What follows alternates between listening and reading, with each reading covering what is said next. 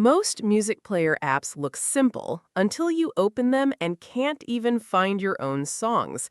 So before you uninstall another one, here's how to actually use Kyoto Player the right way. In this tutorial, I'll walk you through how to use the Kyoto Player step by step so you can get the most out of it.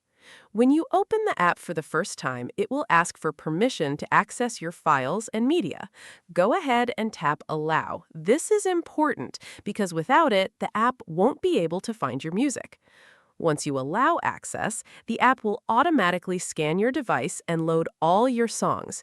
This usually only takes a few seconds, depending on how much music you have.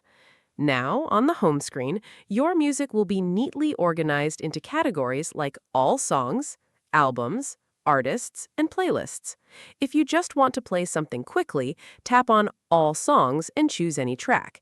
If you're looking for something specific, you can browse by artist or album to find it faster. You'll also see playback options like Shuffle and Repeat. Shuffle will mix up your songs and play them randomly, which is great if you don't want to listen in order. Repeat lets you loop a single song or replay your entire playlist continuously. If you want more control, head over to the Playlist section. Here, you can create your own playlists by grouping your favorite songs together, perfect for workouts, studying, or relaxing. And that's really all there is to it. Kyoto Player keeps things simple, clean, and easy to use without unnecessary features getting in your way. If this helped you out, don't forget to like, subscribe, and drop a comment if you want more quick app tutorials like this.